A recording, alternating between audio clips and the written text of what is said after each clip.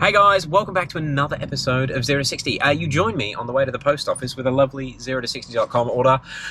This week has been a bit full on. We actually got a main stock order yesterday for our main business, Golden Tire, so we've been trying to get all of those orders out as quickly as we can. All of the COVID shutdowns and people not being allowed to go to work is just causing so many issues with the supply chains, and we're trying to get on top of it with both the 0 to 60 orders and the Golden Tire orders.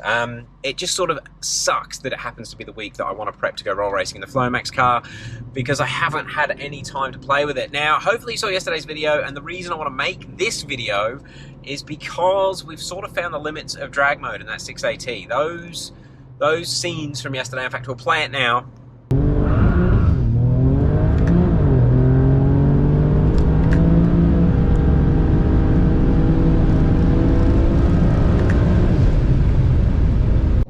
Yeah, that's some bad clutch slip. So what's happening, and I wanted to explain what's happening for people that might not understand. Now, I'm going to have to admit, I did not realize that drag mode disabled the safety features. It says that in the warning about drag mode.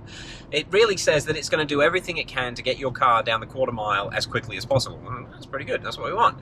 However, I didn't realize that it removed the safety warnings. Now, I've actually had clutch slip errors come up since we put the Flomax turbos on, but I was doing a rolling burnout through first, second and third and sort of shifting whilst pedaling it, and I figured that error come up because it wouldn't have been requesting full clutch pressure because I'm pedaling it, but I had no idea that when drag mode's actually activated, so when you're past the threshold, which is about half throttle, it won't give you a warning, and that's sort of caught me out.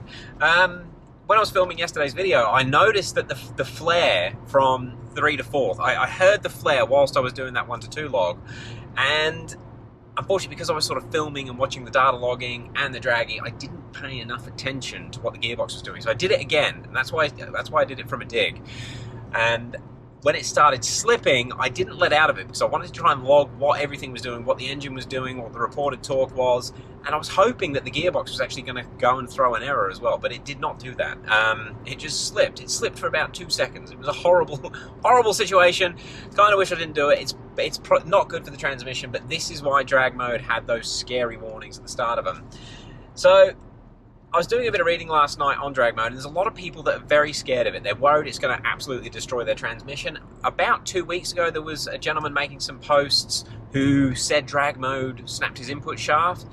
That was a bit of a bizarre situation because he said it happened as he was overtaking and that he thought drag mode engaged 2 gears at once. I don't know how drag mode has done that.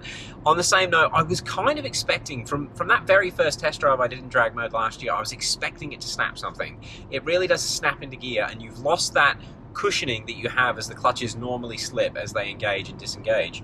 It felt like it was going to snap something, drag mode. I didn't expect it to slip.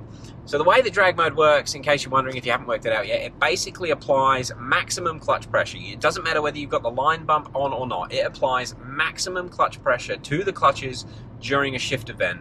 It tries to do the shift event as quickly as possible, meaning that it will pull power from third gear clutch and then pull pressure from the third gear clutch and then apply pressure to the fourth gear to the fourth gear clutch as quickly as the programming will allow, and it won't wait for the mechanicals to catch up. It will just send the commands to do the shift, and if the clutches don't handle it, if anything doesn't work out right, it doesn't care. It just keeps going. It's like, I'm done with third, put fourth gear on. Oh, fourth gear's not biting. It doesn't matter. Just leave it. Keep the engine cranking the power out. Now, normally when you don't have drag mode on, the gearbox will say, I want to shift from third to fourth gear. Please, Mr. Engine, can you reduce your torque output whilst I do that shift? And that's why on all of the draggy times that I've seen prior to drag mode, there's always a little dip. There's always a little dip on the shifts. It's because it is actually pulling power out of the engine. So it sucks that we can't use drag mode, and unfortunately we can't. Now, I've got so many logs from this Flomax car over the last 2 weeks. Drag mode works fine on that car up to 750 foot-pounds. It's when Ken wound the power up a bit and we've gone past 750 foot-pounds, that particular transmission won't do the 3-4 shift. It flares like mad.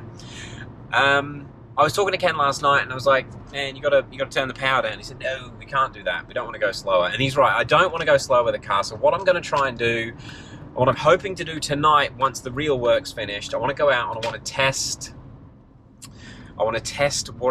basically what the gearbox does when drag mode's turned off. Ken's given me some settings to try for XHP when drag mode isn't enabled, and I'm hoping that's going to do the trick. I've also got a set of B58 coils on the car right now. Last night I did manage to fit a set of B58 coils. I'm hoping tonight, and I don't know if I'm going to get a chance to film it, but I'm hoping tonight I'm going to have the opportunity to get out there, basically wind the power up even more now that we've got good coils and fresh plugs, and try and dull the shifts down so that the transmission will actually handle the shifts. The transmission can keep requesting less and less torque from the engine on the shift, so I'm sure we'll be able to get to a point where we can shift without clutch slip and have more power. It's just how detrimental that's going to be on the shift times. I really don't know. I really don't know. So to summarize in this really scattered video, whilst I'm trying to do too many things at once, if you've got drag mode, just be aware you need to be paying attention to see if your clutch is slipped, because it won't throw an error code anymore. Yeah, if your transmission's slipping, it'll just keep slipping.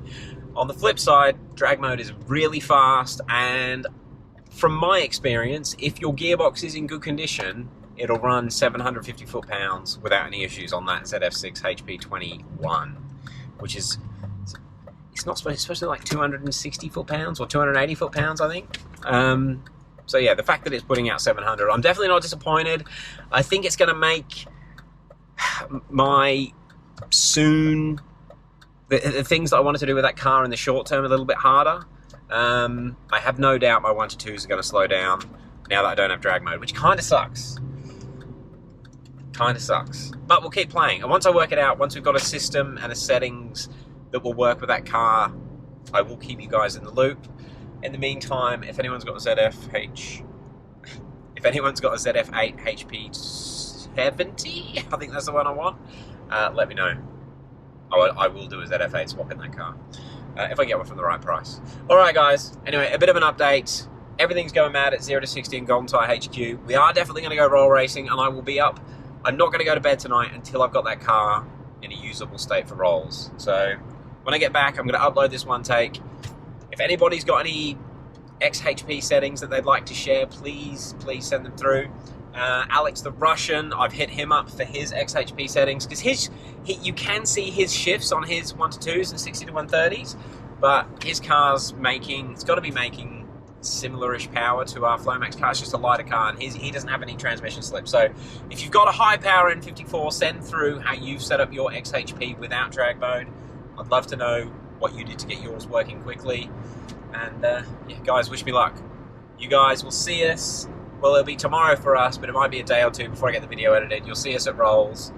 Oh, I hope it's going to be good. Fingers crossed we can get this thing working. Thank you again. We'll catch you on the next one. Peace.